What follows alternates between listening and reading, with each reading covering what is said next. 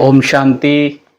आज हम हैं माउंट आबू में और आज हमारे साथ जो शख्सियत जुड़ रही हैं, आप सभी इन शख्सियत को बहुत अच्छी तरीके से जानते हैं और कहीं न कहीं अपने जीवन में इनको डेली सुनते हैं, गीतों के माध्यम से, मधुर संगीत के माध्यम से। जी, हम बात कर रहे हैं बीके सतीश भाई जी की। सतीश भाई जी को आप सभी जानते हैं, अव्यक्त बाबा मिलन में आप इनके गीत, संगीत को सुनते हैं। सतीश भाई जी, आपका स्वागत है। ओम शांति। नमस्ते, स्वागत है भाई। तो सतीश भाई जी, जैसा आपको सभी लोग यहाँ जानते हैं, जी भाई, बट जनता आपके मुख से आपका हमारा परिचय परिचय सुनना चाहती है। सतीश भाई जी, आप ये बताइए कि आपका ज्ञान में आगमन कैसे हुआ और जब आप ज्ञान में आए तो उस टाइम का कैसा दृश्य था यहाँ का? पहले प्रश्न का जवाब है, गीत ही परिचय मेरा, गीत ही पहचान है, गीत ही संदेश है और गीत प्रभु वरदान है। आज से 40 वर्ष पूर्व मैं जब माउंट आबू में आया तो उसके पहले गीत क्या होता है, संगीत क्या होता है, स्कूलों में कविताएं सुनाता था, प्रार्थनाएं कराता था, लोकगीत वगैरह गाया करता था, कल्चरल एक्टिविटीज़ में भाग लेता था। चूँकि मेरा परिवार जो है मुंशी जी परिवार है, कायस्थ का परिवार है, तो पिताजी भी पढ़ाते थे, प्राइमरी स्कूल के हेडमास्टर थे, माताजी भी पढ़ाती थी, हेडमास्टर, और हमारी बहनें वो भी पढ़ाने और पढ़ने वाली थी, और हम छोटे थे तो पढ़ने वाले थे। तो पूरा बैकग्राउंड हमारा लिटरेरी हुआ है। और पता नहीं, बचपन से ही मैं जब मुंशी प्रेमचंद जी की कहानियां सुनता था, जयशंकर प्रसाद जी की कामायनी है, आंसू है, इन सब किताबों को पढ़ता था, उनके नाटक पढ़ता था, सुभद्रा कुमारी चौहान जी का, महादेवी वर्मा जी का, जितने भी बड़े बड़े सिंगर्स हैं, बड़े बड़े राइटर्स हैं, इनका भी पढ़ता था। तो उनकी कविताएं पढ़ करके बहुत अच्छा लगता था। मैथिली शरण जी की, गुप्त जी की जो कविताएं हैं, मनुष्यता, और नीरज गोपाल दास नीरज जी की जो कविताएं हैं, जो हमारे पाठ्यक्रम में आता था, उनको मैं बिना कोई उसके साथ स्वर गाता था। अब जैसे जलाओ दिए पर रहे ध्यान इतना, अंधेरा धरा पर कहीं न रह जाए, तो इसको गाता था। जलाओ दिए पर रहे ध्यान इतना, अंधेरा धरा पर कहीं रह न जाए। तो ऐसे करके मनुष्यता रही और ढेर सारी चीजें पढ़ता था। एक प्रकार से समझे कि साहित्यिक वर्ग से, साहित्य से मैं बहुत ज्यादा जुड़ा रहा। तो बड़ा अच्छा रहा, स्कूल में पढ़ने में भी होशियार थे। ये भगवान की दया दृष्टि रही कि पूरा परिवार में हमारी पहले माँ ज्ञान में आ गई, ईश्वरी ज्ञान में, हमारी तीनों बहनें आ गई और भाई भी आ गए, केवल पिताजी नहीं थे। और जब देखा कि हम लोग बड़े हो गए और मधुबन में आना जाना हमारा होता रहा, और जितना हम ज्ञान में और यज्ञ में हम जितने डीप गए, जितना क्लोज में गए, जितना गहराई में गए, तो पिताजी देखा कि तो सारे चले गए, मैं ही अकेले हूँ, तो वो भी हमारे साथ में चले आए।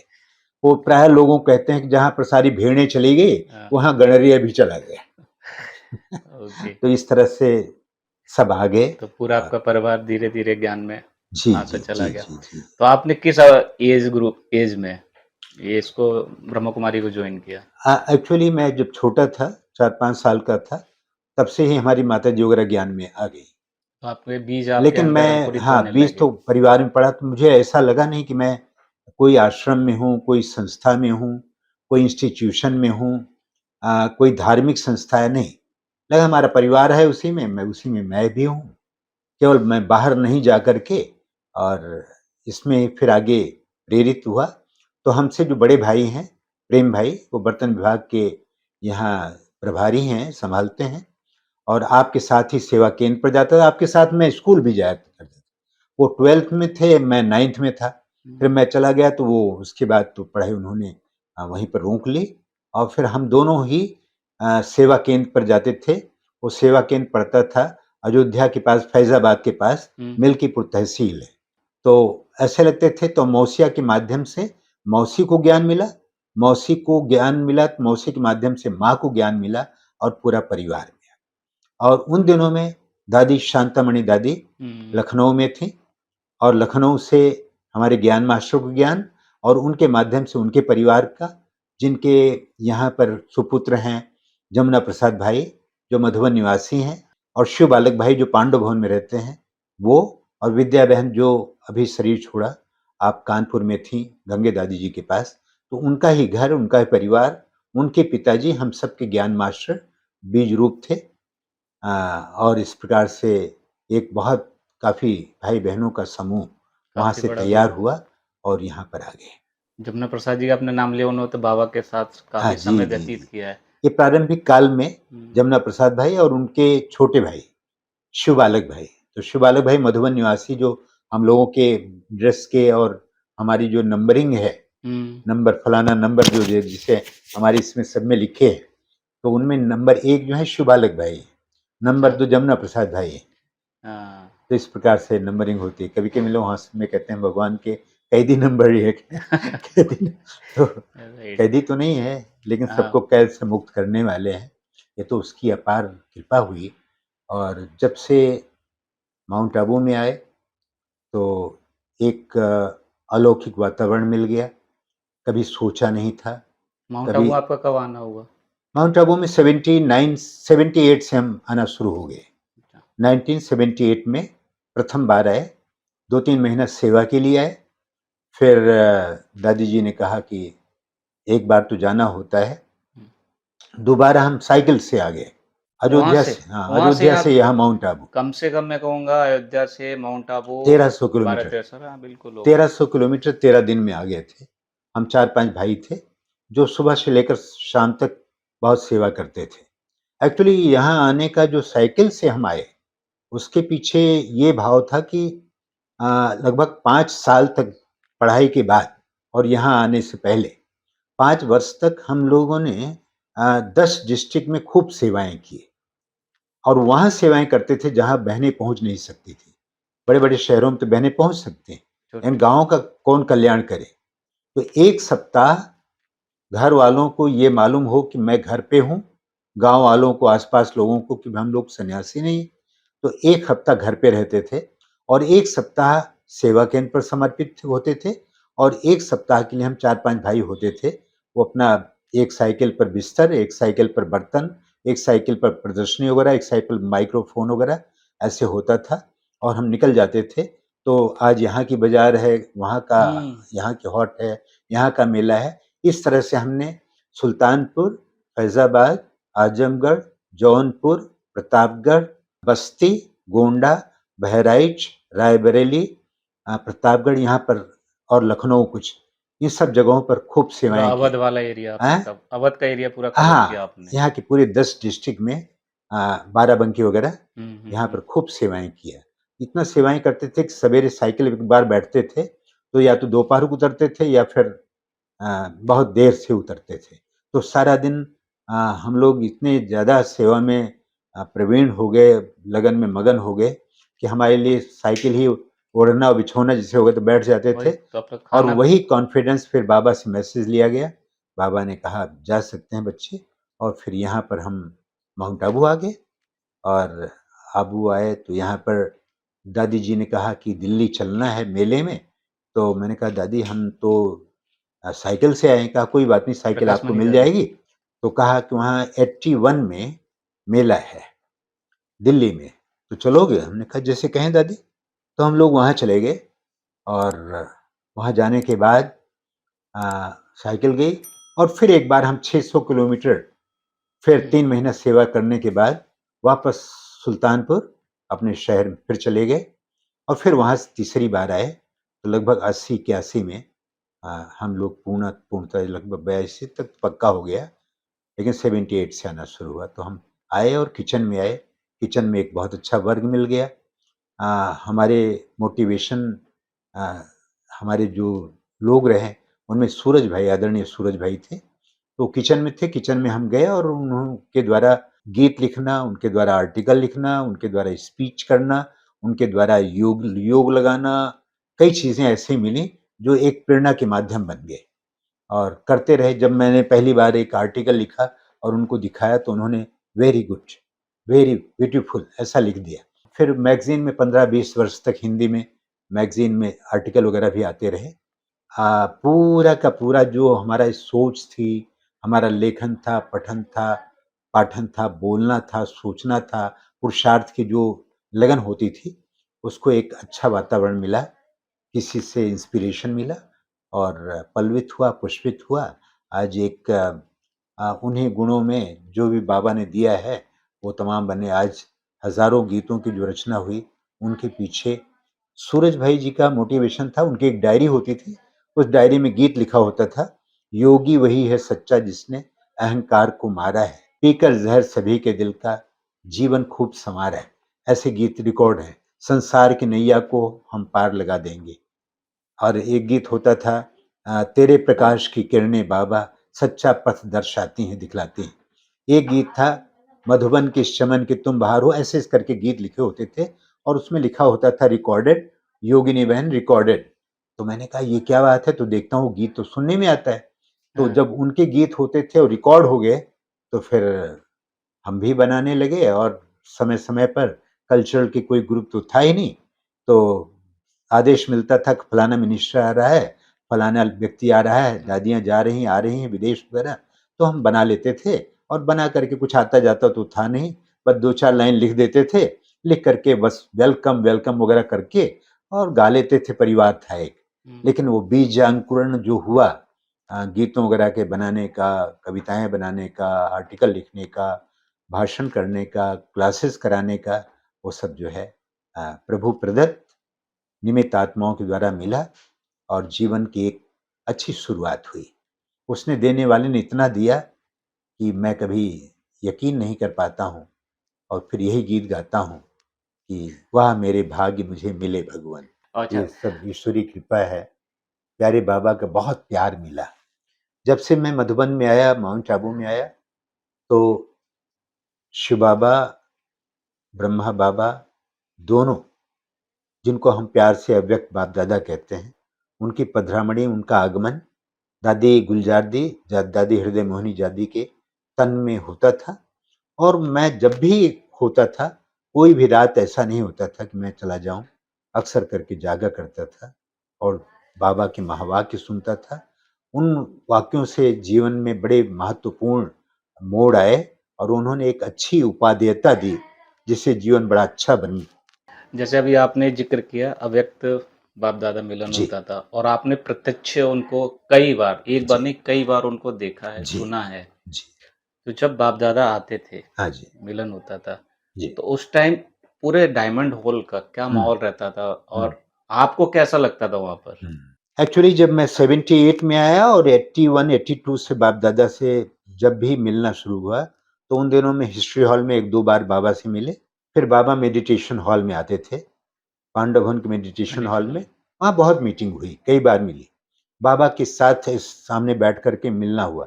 तब तो ये तो पता नहीं था कि मैं आगे चल करके बाबा से मिलना नहीं होगा और ये सब यादगार बन जाएंगे। तब बाबा से इतनी बार मिलते थे, इतनी बार बाबा वरदान देते थे, तब नोट भी नहीं करता था। मुझे तो ऐसा लगता है कि कम से कम 7-8 बार बाबा जब भी मिले तो कहते तुम संतुष्ट आत्मा हो, संतुष्टता की महानता महान बनाकर आगे बढ़ा रही है, इस विशेषता से आगे बढ़ते चलो, इस तरह से बात किया। एक बार बाबा ने कहा, बहुत अच्छे दिल से गाते हो, खुशी से गाते हो, गाते रहो, बढ़ते रहो। ऐसे भी बाबा से कई बार मिला। एक बार बाबा ओम शांति भवन में आए तो बाबा ने ऐसे कहा, जब तक दादी जी आए कुछ सुनाओ, तुम लोग सुनाओ। बाबा ने कहा तो मेरा हाथ पकड़ किसी ने कहा सतीश कुछ सुनाओ, और खड़ा होके गाने लगा मैं, विदाउट माइक, लेकिन थोड़ा लाउडली ऐसे गाया। आपका प्यार बाबा बरसता रहे, आपका प्यार बाबा बरसता रहे, आपका प्यार बाबा बरसता रहे। ये सुनते ही करंट आ गया कि बाबा ने उसका इतनी ध्यान से सुना। बाबा जैसा मैंने श्रोता देखा नहीं, बाबा जैसे रचनाकार देखा नहीं, वो तो है ही है, सारे रचनाकारों का रचनाकार, वो कलाकारों का भी कलाकार है। वो आदि कवि भी है, वो परम कलाकार है, अनादि कलाकार है। उसने जगत बनाया, उसने सारी चीज बनाई, हमको भी प्यार उसने दिया, वो कला भी उसकी देन है। मैं किन शब्दों में उसकी महिमा का वर्णन करूं। फिर ऐसे एक बार मेरी तबीयत ठीक नहीं थी और दादी जी को आना था। ओम शांति भवन में हॉल में पार्टी पूरी मिल रही थी और सबसे बाबा मिल चुके थे। आगे के रो में मैं बैठा था। इतने बाबा का ऐसे इशारा हुआ, मैं बाबा के पास बैठ गया। बाबा ने 5 मिनट तक लगा, 5 से 10 मिनट तक खूब बात किया। तब इतना पता नहीं था इतना फ्रीली भगवान से भी बात हो सकती। हाँ। तो बाबा ने कहा, बीमारी क्यों है? ये कुछ बीमारी कोई हिसाब किताब नहीं, ये बीमारी है जैसे और सबके नॉलेजफुल हो, ऐसे शरीर के भी नॉलेजफुल बनो। बीमारी क्यों आई, शरीर को क्या चाहिए, इसके भी नॉलेजफुल बनो। इसके नॉलेजफुल बन करके जब शरीर की जो डिमांड है, शरीर को चलाना आ जाएगा, तो दुआएं तो मिल ही रही हैं सबकी, लेकिन शरीर के नॉलेजफुल बन जाओगे तो दुआएं और भी मिलेंगी और जल्दी ठीक हो जाएगा। तो शरीर के संबंध में बाबा ने बताया। तब मैंने रियलाइज किया कि हमारे एसिडिटी के पीछे, अल्सर के पीछे जो कारण था, वो था हमारी सोच, वो था हमारी नींद की कमी, वो था हमारा पेट का साफ ना होना, वो था पानी कम पीना, वो पूरा प्रॉपर नींद ना लेना, ये सब चीज थी। और सडनली नींद पूरा ना लेना, ये सब कई कारण थे। फिर मैंने अपने भोजन पर ध्यान दिया, सलाद वगैरह भी खाए और भोजन में खट्टा मीठा तीखा चरपराई ज़्यादा ना हो, ज़्यादा मिर्ची मसाला भी ना हो और समय पर खाया जाए, सोचा जा ना जाए, घबराहट ना हो, क्योंकि उस समय पर कई काम होते थे, खाना भी बनाना तो गाना भी बनाना। अभी ये भी प्रेजेंट कर रहे हैं, अभी वो भी कर रहे हैं, वो वहाँ से टाइम मिले तब तो यहाँ करें। लोगों की अपेक्षाएं बढ़ती गई और समय बहुत कम मिलता था। ऊपर से जब खाना और गाना से फुर्सत मिलती थी तो सोचते थे कुछ पुरुषार्थ करना चाहिए। पहला तो ये कि मैं मधुबन में जब आया तो अपनी दिनचर्या को मैंने पक्का कर लिया कि अब मधुबन की जो दिनचर्या है वो मेरी अपनी होनी चाहिए। दूसरी बात कि अब मैं समर्पित हो गया हूँ तो मुझे सेवा में ना नहीं कहना है। इन दोनों विशेषताओं ने बहुत विशेषताएं भर दी। हाँ जी कहना आ गया तो बाबा ने वो सब सिफतें, वो कलाएं, वो गुण, वो विशेषता देने शुरू किए और आज हजारों गीतों की रचना जो हुई है, मैं समझता हूँ ये इसका पूरा श्रेय मैं यही कहता हूँ, यही मन में बाबा है हरदम हमारे, तेरी याद दिल से नहीं दूर जाए, मिले शक्तियां सिद्धियां सब खजाने, तो भी प्यार तेरा नहीं भूल पाए। ये शोहरत भी क्या है, तुम्हारी ही दौलत, तुम्हारा दिया सब, तुम्हारी बदौलत, हम जो बने हैं तुम्हारे बनाए, कहीं हमको खुद पर गुरूर आ न जाए। तो उन गीतों के द्वारा हमको बहुत मिली, जिसे नीले गगन के चिलमन से आती, वरदान लुटाने वाले और ज्ञान तुम्हारा, भगवान तुम्हारा ज्ञान सिमर कर मन बेहद हर्षाता है, जीवन की नैया कर दे प्रभु के हवाले, तेरे वतन की याद ने दुनिया को भुला दिया, जी करता है बाबा हम पास तेरे उड़ाएं, भ्रिकुटी की कुटिया में बैठे ही बैठे पलके उठा के निहारा करूं, आपकी संतान है हम आपसे क्या प्रार्थना। ऐसे करके तमाम गीत इतने अच्छे अच्छे बन गए, जाने क्या देखा मुझ में मुझे प्यार कर लिया। फिर बाद में और बनते गए, ईश्वर अपने साथ है, भगवान तुम्हारा ज्ञान सिमर कर, ये भगवान हमारा साथी है, ये गीत पंछी रे उड़ जा प्यारे वतन में, अनंत गीत, ऐसे ऐसे गीत बने, वक्त है कम लंबी मंजिल तुम्हें तेज कदम चलना होगा, फिर तो झलक तुम्हारी वो प्यारे भगवान भर के दिखा रहे हैं हम, ऐसे ऐसे गीतों की रचना हुई। भाई जी, मैंने कहा आपको तो तीनों दादियों की पालना मिली होगी। जी जी। सबसे ज़्यादा इसने आपको किस दादियों से, मैं वैसे कंपेयर नहीं कह रहा, हाँ जी। बट एक लगता है माँ है, हमारी 3 माँ हैं। जी भाई। उन तीनों माँ में सबसे प्यारी माँ कौन-सी लगी बिल्कुल आपको? भाई जी, बिल्कुल आपने ठीक कहा। कंपैरिज़न तो किसी का हो हाँ। भी नहीं सकता है। लेकिन हमारी पहली मुलाकात तो दादी प्रकाश मणि से हुआ, हुँ। 78 से। तो दादी ने बहुत प्यार दिया। आज एक गीतकार के रूप में, गायक के रूप में आज जो भी हूँ, सारा श्रेय मैं अपने आदरणीय प्रकाश मणि दादी को देता हूँ। दादी बहुत प्यार करती थी। 83 में या 83 या 86 में मुझे पहली बार, यूँ तो दादी के आगे मैं कविताएँ वगैरह सुनाया करता था। मैंने दीदी मनमोहिनी को भी सुनाया था। दीदी मनमोहिनी को बहुत अ, बहुत नज़दीक अनुभव करता था। तो एक दिन बाबा के कमरे के बाजू में पेड़ है पांडव भवन में, तो वहाँ पर दीदी मिली, दीदी मनमोहिनी जी। मैंने दीदी को कहा, दीदी को अपना समझ के, दीदी एक गीत सुनाना चाहता हूँ। गीत सुनाना चाहते हो? तो कब सुनाओगे? हमने कहा दीदी जब कहिए। कहाँ सुनाओगे? हमने कहा दीदी जहाँ कहें। तो हमको लेकर गई कमरे में, और वो दीदी कमरा वो मम्मा का ही कमरा है जो बाबा के कमरे में, कमरे के बाजू में। तो वहां पर मैंने दीदी को कमरे में बैठ के गीत सुनाया, एक सुनाया, दो सुनाया, दीदी ने सुनाया, बहुत अच्छा। फिर दीदी को साथ में तो था, और दीदी बहुत अच्छी पालना देती थी। दीदी से मैंने सीखा कि एक दिन देखा दीदी सिरोही गई हैं, रात को 11 बजे आई, और दूसरे दिन देखता हूँ जब योग में बैठता हूँ तो देखता हूँ कि दीदी पहले बैठ गई, 4 बजे बैठ गई योग कराने के लिए। मैंने कहा दीदी इतनी बुजुर्ग हैं, बड़ी हैं, और रात को 11 बजे आई, और सोते सोते उनको 11:30 हो गए, 12 बज गए हों, लेकिन सवेरे 4 बजे इनको योग में देख रहा हूँ। इनकी लगन कितनी है। विश्वरतन दादा बैठते थे और दीदी बैठती थी, तो उनसे बड़ा सीखने का मन कहा। उसी दिन संकल्प किया, अब मैं मधुबन निवासी हूँ, मुझे अमृत बेला कभी मिस नहीं करना है। तो विगत 40 वर्ष हो गए, 43 वर्ष हो गए, लेकिन मधुबन में रहकर अमृत बेला कभी मिस नहीं करता हूँ। इसके कारण बाबा ने, दादी ने इनाम भी दिया। दादी जानकी ने एक दिन हिस्ट्री हॉल में बैठी थी और कहा कि जो कभी अमृत बेला मिस नहीं करते हैं, दादी उनको इनाम देगी। तो 3 लोगों को इनाम दिया। एक विश्वरतन दादा थे, एक यहाँ रामलोचन भाई जी हैं, डाइनिंग हॉल में, यहाँ पे वीआईपी डाइनिंग हॉल संभालते हैं, और तीसरा मैं था। इस तरह से दादी जानकी जी ने इनाम भी दिया, वो याद आता है। अच्छा, दादियों की मैं बात कर रहा था, तो दादियों की पालना आपको मिली, और कोई ऐसा मीठा अनुभव आपके जीवन में, आपकी स्मृति में, जो ताउम्र आपको एकदम मन के दिल में कहीं बैठा हो, क्या ये दिल से निकलता ही नहीं है वो वाला अनुभव? एक से एक बढ़ करके क्या है, जब पूरा जीवन बीत गया दादियों के पास रहते हुए, तो किधर से शुरू करूं और कहां पहुंचूं? इस अनंत सागर में किस दिशा से, किस तरह उतरूं, था नहीं, अथाह है।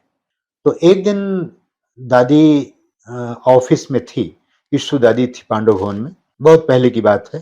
तब दिल्ली की टीचर्स बहनें आई, और वही मम्मा के रूम में वहां बैठी थी। तो दादी के मन में पता नहीं प्रेरणा क्या आई, कहा ईशु वो जरा सतीश का लेटर तो ले आओ। तो वो पत्र मंगाया, और दादी ने पढ़ के सुना दिया। दादी ने पढ़ा होगा या ईशु दादी ने, मुझे याद नहीं है। तो जो भी टीचर्स बहनें मिली, कहा आपका तो चार्ट सुन लिया। मैं तो घबरा गया, मैंने कहा दादी को मैंने पत्र लिखा था, और ये चार्ट तो कच्चा चिट्ठा है, वो दादी जी को संभाल लेना अच्छा है, लेकिन बहनों को सुना दिया, लेकिन सबको अच्छा लगा होगा, इसलिए जो ही देखो वही है। फिर दादी ने मुझे बुलाया, और वहाँ ऑफिस के पास, ऑफिस में ही दादी जी के पास आए, तो दादी जी की गोद में मैं चला गया, और दादी की गोद में ऐसे चला गया, और दादी ने बड़े प्यार से अपने हाथ से सहलाया, और मुख में रोली खिलाई, और इतना प्यार किया कि वो माँ का जो वो अनुभव है, जो प्यार है, जो अंदाज है, वो मिला नहीं। और ऐसे ही दादी जानकी जी बहुत प्यार करती थी, कहीं भी होती थी, लंदन में है, हैदराबाद में है, या कहीं पर भी हैं। तो दादी ने एक बार, मैं शांति स्तंभ से निकल रहा था, दादी जानकी सामने आई, मैंने इससे प्रणाम किया, तो दादी ने कहा सतीश, अरे ये बता कि तेरी आत्मा मेरे अंदर आ जाती है कि मेरी आत्मा तेरे अंदर आ जाती है? जो हम दादियां बोलती हैं वही तू लिखता है। ये गाना अहमदाबाद से मैं बैठी और वहां तक गई, सब सौंप दो प्यारे प्रभु को, हमको हमारे बाबा से ऐसा प्यारा मंत्र मिला, जी वो है शिव बाबा को याद कर, जी भर उसको प्यार कर। क्या गाना लिखता है। मैंने कहा दादी ये तो आपकी महानता है, दादी आप ऐसे कर रहे हैं, आप सबकी दुआ, आपका आशीर्वाद है जो ये सब सेवाएं हो रही हैं, जो कुछ भी हो रहा है, दादी आपकी देन है। ये कहा, तो वो भले ही दादी ने ऐसा कहा, लेकिन हमारे दिल के अंदर गहराइयों तक गया कि सब भूल जाए वो भूलता नहीं। वैसे भी प्रशंसा किसी को भूलती तो नहीं है, लेकिन दादियों के मुख से अगर निकलता है तो जरूर इसमें गहराई होगी। जो दादी ने कहा कि ये बता कि तेरी आत्मा मेरे अंदर आ जाती है, कि मेरी आत्मा तेरे अंदर आ जाती है, जो हम दादियाँ कहती हैं वही तू लिखता है। और सचमुच दादी बैठी है ओम शांति भवन में, कहती है, बाबा तुम कितने अच्छे हो, बाबा तुम कितने प्यारे हो। तो तुरंत ही गाना लिख दिया, हाँ, बाबा तुम कितने अच्छे हो, बाबा तुम कितने प्यारे हो। दादी जी का संकल्प और गीत के रूप में बैठा हूँ, मुरली में आया कि स्लोगन में आया, मन में यही धुन बजता रहे, मैं बाबा का, बाबा मेरा। तुरंत ही मैंने लिखा। उसी गीत के बनने के बहुत दिनों के बाद जो आज मुरली चली है सवेरे अव्यक्त वाणी में, उसमें था, तुम गीत गाते हो ना, मैं बाबा का, बाबा मेरा। तो हाँ। जब देखा कि बाबा ही वो गाने के ऊपर बाबा ही कमेंट्स दे रहे हैं, बाबा कह रहे हैं, तो कितनी खुशी होती। ये तो ये सिलसिला यूं ही चलता रहे जी जी। ऐसा लगता है। और तीसरी बात दादी गुलजार दी जी के साथ, तो मेरा सौभाग्य रहा कि दादी जी, एक बार मैं किचन में भोजन बना रहा था और दादी आई, सामने खड़ी हुई, और ये बात जब दादी जी की तबीयत बीच में ठीक नहीं थी, गुलजार दादी का, जब ठीक हो गई लगभग, तब उन्होंने हमसे कहा सामने आके, सतीश तुम हमारा खाना बनाओगे। मैं तो चौंक गया एकाएक कि खुद दादी चल के आई, किचन बोल रही है। कहती कुछ नहीं करना, क्योंकि ये काम यहाँ कर रहा है, थोड़ा मदद कर दे। तो कहती दाल उबली होती है ना जनरल में, जब दाल उबालें तो उबली हुई दाल लेते आना, और आटा बनाते हैं रोटी के लिए, वो आटा लेकर के आ जाना, और सब्जी काट देना, नीलू बहन ये बना देगी, रोटी बना देगी। मतलब दादी ऐसे कह रही थी कि इसको काम ज्यादा ना मिले और थोड़ा काम वो भी कर ले और अपना काम कर ले। मुझे तो यही चाहिए था, दादी का प्यार मिला, मैं सब छोड़ा, दूसरों को काम सौंपा। जनरल में पहले मैं पेशेंट्स किचन में भोजन बनाया करता था, और उसमें आदरणीय रतन हुई दादी जी का और उनकी माँ थी देवी खुशी, और निर्भय भाई जी का भोजन मैं लगभग 25 वर्ष तक बनाया। उसके बाद फिर गुलजार दादी ने कहा, तो दादी जब तक रही ऊपर लगभग 8 वर्ष तक दादी जी का भोजन बनाया। मैं कोई भोजन में प्रवीण नहीं था, पता नहीं वही मैं गाता हूँ, जाने क्या देखा मुझ में, मुझे प्यार कर लिया, दादी जी का कहना हुआ, और हम भोजन बनाते, फिर दादी जी के अंग संग रहते थे। बहुत प्यार मिला, बड़ी पालना मिली।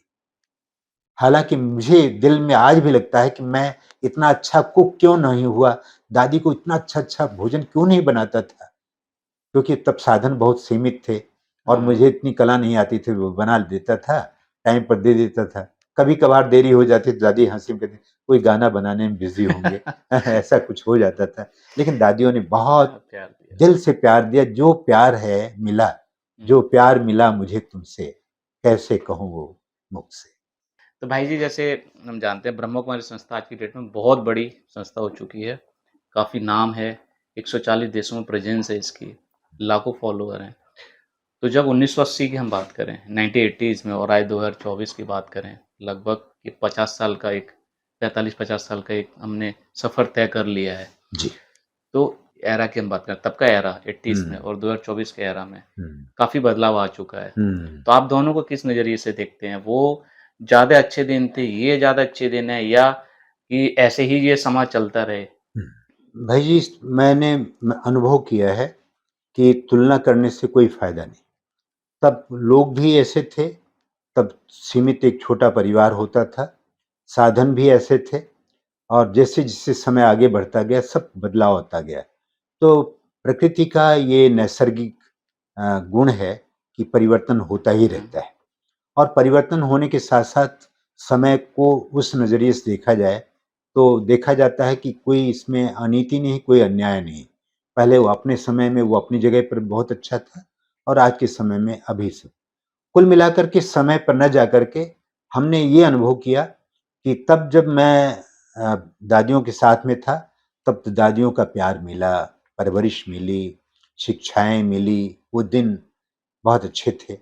और अभी का जो दिन मिला है, तो वो दिन भी अपने माने में अच्छा है, इसलिए गाता हूँ, वो दिन कितने प्यारे थे, ये दिन भी कितने प्यारे हैं, तब बाबा साथ हमारे थे, बाबा भी हाँ, अभी साथ साथ हमारे हैं। हमारे हैं। तो कोई तुलना नहीं है। ये अनुभव किया मैंने कि साकार में रहकर बाबा ने साकार पालना दी, साकार में रह करके बाबा ने अव्यक्त पालना दी, फिर बाबा अव्यक्त होकर के साकार पालना दिए, और अब अव्यक्त होकर के अव्यक्त पालना दे रहे हैं। आगे चल करके निराकार द्वारा निराकारी पालना। ओके। जो भी भाई बहनें हमारी बात को सुन रहे हैं, जो नई जनरेशन है, वो बड़े शिद्दत के साथ तीनों फैक्टर्स पक्का कर लें। एक तो यह है कि दूसरे को देखना नहीं है, हमको आगे बढ़ना है। अपने ही परिवर्तन में सारा परिवर्तन है। आज परिवर्तन से विश्व परिवर्तन, यही है। दृष्टि परिवर्तन से सृष्टि परिवर्तन, संस्कार परिवर्तन से संसार परिवर्तन।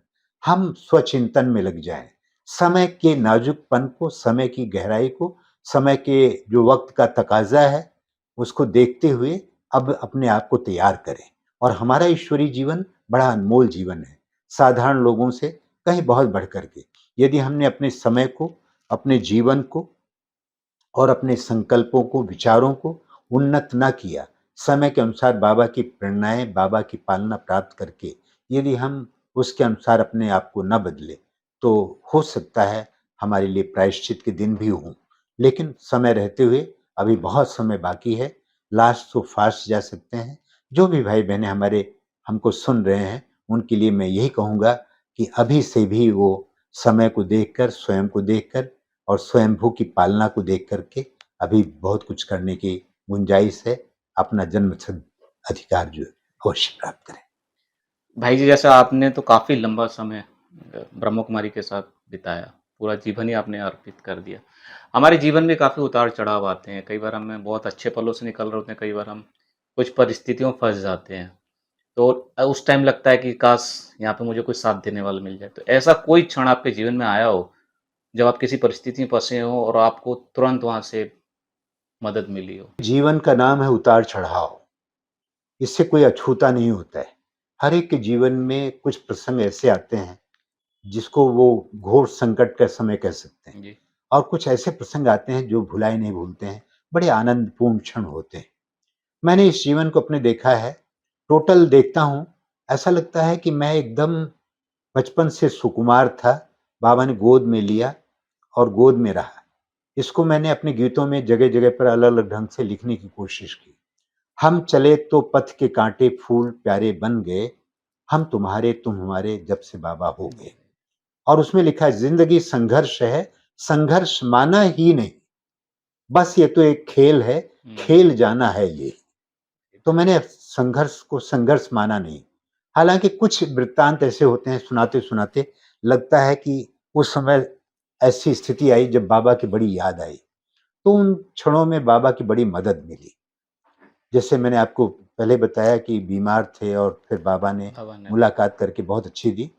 लेकिन उससे भी पहले जब मैं अभी मधुबन में आ रहा था और वहाँ सुल्तानपुर, फैज़ाबाद, अयोध्या से जब यहाँ साइकिल से आ रहा था, तो मैं लखनऊ में पहली बार शहर देखा। गाँव का गाँवरा था, कुछ छोरा था, कुछ मालूम नहीं था शहर क्या होता है। मैं एक भाई को देखा कि मेरे ग्रुप में से एक भाई बुजुर्ग हैं, वो पीछे एक चौराहे पर कहीं छूट न जाएँ, और उनकी तरफ देखा, इतने में सब चले गए, किस दिशा में गए, और मैं वहीं खड़ा रह गया। पूरी रात भर अपने साथियों से बिछुड़ के, पूरी लखनऊ शहर में कहाँ नहीं गया होऊँगा, पूरा साइकिल लेकर मैं पागलों की तरह घूमता रहा। फिर अंत में सवेरा 3 बजे तक हो गया, 3 बजे तक रात भर ज़ोर से आवाज़ दे कर के, क्योंकि वो ऐसी स्थिति थी कि 150-200 किलोमीटर आगे निकल गए थे। ना लौटें तो फिर लौटें कैसे, और आगे बढ़ें तो किधर बढ़ें? कैसे जाएँ? साथियों से मुलाकात कब होगी? ना उनको समझ में आती थी, ना मुझे भी समझ में आती थी। सारी रात मैं भागता रहा, वो मेरा दिन भुलाया नहीं भूलता है। फिर रात को 4 बजे 3 बजे मैं चारबाग रेलवे स्टेशन पे गया। गाँव का था, मुझे कुछ मालूम नहीं था कि मुझे कहाँ रहना है, क्या करना है। पैसा भी नहीं ज़्यादा था, ₹100 था टोटल, वो भी बचा के ऐसे रखा कोई लूट ना ले। मुझे सब चोर ही दिखाई पड़ते थे, डाकू जैसे। फिर भी रात को मैं मफलर से अपने गले को और साइकिल को बांध करके वहीं किसी तरह सो गया। सवेरे जैसे मैं 1 घंटा रेस्ट किया, तो लगता है मेरी जान में जान आ गई। इतने में सूरज उगता है, तो लगता है ये सूरज है, ये पूरब है और ये इधर है। मैं उठा, मुँह हाथ धोया, साइकिल उठाया और उसी सूरज की आशा के किरण के साथ जैसे मैं आगे बढ़ा, जिससे पूछूँ वही बोलते थे, हाँ, साइकिल पे कुछ सामान लोग लाद करके इधर से गए। और मैं तुरंत ही निकल आया, रेलवे स्टेशन से आगे निकला और वहाँ से आगे निकला, तो वहाँ पर लोगों ने बताया कि यहीं पर रात को आपके साथी शहर पार करके यहाँ आए थे, खाना बनाया और यहीं पर रात को रहे। फिर मेरे जान, फिर सब उनको देखा कि लौट करके आ रहे हैं लोग, और मुझे लिए, मुझे लिटाए और पंखा झले, आधा मुझे तो पूरा बुखार हो गया था, लेकिन वो संकटपूर्ण था जो बाबा ने इस संकट से निकाला। ऐसे ही एक क्षण रहा कि मैं दिल्ली में गया था रिकॉर्डिंग के लिए, ऐसे गए थे और पटेल नगर सेवा केंद्र के अंतर्गत एक नया सेंटर बन रहा था और वहाँ पर मैं अपना छोटा बैग जिसमें आइडेंटिटी कार्ड वगैरह, आईडी कार्ड वगैरह सब रखता था और मेरे साथियों ने वहाँ रख दिया मेरे सामने। इतने में कुछ सफाई करने वाली बीच में आई, दोपहर का टाइम था, देखा कि सब सो रहे हैं, इधर-उधर झाँका, दूर से देखा तो बैग दिखाई पड़ गया और वो बैग लेकर चली गई और जब मैं उठा तो देखता हूँ कि बैग नहीं है, बहुत परेशान हो गया। मैंने कहा अभी शाम को जाना है मुझे मधुबन, माउंट आबू और मेरा आईडी कार्ड वगैरह सब तो है नहीं, उसी में गया। अब बड़ा बेचैन हो गया, हमने कहा बाबा सब जाए लेकिन आईडी कार्ड वगैरह तो मिलना चाहिए। मैंने दिल से कहा बाबा मैं कभी याद तो नहीं करता हूँ फरियादी रूप में कि आप मदद करो, लेकिन आज तो मैं याद कर रहा हूँ, आज आपकी मदद चाहिए। वापस आया, हैरान हो गया, कोई कुछ पता नहीं लगता था। इतने में मेरा मन कहा कि ये 3 मंजिला मकान है, तो मैं ज़रा ऊपर भी चढ़ के देखूँ। तो उसने जगह-जगह सीढ़ियों पे कुछ कागज़ के टुकड़े हमारे उसमें से निकाल के, फाड़ के वो डाल दिए थे। तो उससे मुझे लगा कि ऊपर गया है और उसी माध्यम से मैं ऊपर गया, तो देखता हूँ कि ऊपर छत पे, जहाँ दोनों तरफ छत है, तो वहाँ पर ही हमारा बैग रखा था, खोल के रखा था सब सामान। उसमें सोने का बैज भी था, वो भी नहीं लिया, केवल जो नकद थे रुपए, जो भी रहा हो याद नहीं है, 10,000, 20,000, ज़्यादा 30,000 तक होंगे, वो ले लिया उसने, बाकी वहीं मिल गया। मैं वापस लिया, मैंने कहा वाह बाबा, आप संकट मेरी बहुत सुनते हैं। तो बाबा की शुरू से लेकर बहुत मदद रही और इसी मदद के रूप में एक विश्व प्रसिद्ध है कि एक बार मैं बम्बई जा रहा था, तो मेरी प्रारंभिक 500 गीतों की डायरी गुम हो गई थी, 2 डायरियाँ। तीसरी डायरी को मैं बहुत संभाल के पर्स में रखा और मुझे भरूच में उतरना था भट्ठी के लिए, 1 दिन के बाद जाना था। तो वहाँ पर देखा मैंने कि मुझे उतरना था, तो मैंने अपनी डायरी को, सब सामान हमारा गुम हो जाए, लेकिन हमारी ये पर्स, हमारी ये डायरी गुम नहीं होनी चाहिए। तो इसलिए मैंने उसको क्या किया कि अपने साथ में लेकर सोया। जैसे वो मैं उतरने लगा 2:30 बजे के समय, तो सामने वाली साइड बर्थ पे रखा और सब सामान लेकर आके गेट पे बैठ गया और स्टेशन आने वाला था। इतने में देखता हूँ कि 2 लोग आए स्टेशन से पहले और वो कहते हैं ये सीट हमारी है और ये पर्स किसका है, नीचे दिखा रहे थे। तो इतने मुझे आहट मिली, मैं देखा पीछे एक साइड में और ये मैंने कहा ये तो मेरी डायरी है। मैं जाके डायरी लिया और गेट पे आया, इतने में स्टेशन गाड़ी रुकी। उस समय गीत लिखता हूँ, कदम कदम पर मदद तुम्हारी, ये एहसास दिलाते हैं। सोचो तुमको कौन मिला है, सोचो तुमको कौन मिला है, कौन तुम्हारा साथी है। कदम कदम पर मदद तुम्हारी, ये एहसास दिलाते हैं। तो ये थे हमारे साथ बीके सतीश भाई, जिन्होंने बताया कैसे उनका ज्ञान में आना हुआ, कैसे इन्होंने म्यूजिक की दुनिया में भी कदम रखा, साथ में दादियों से पालना ली, उनके लिए भोजन की कैसे व्यवस्था की।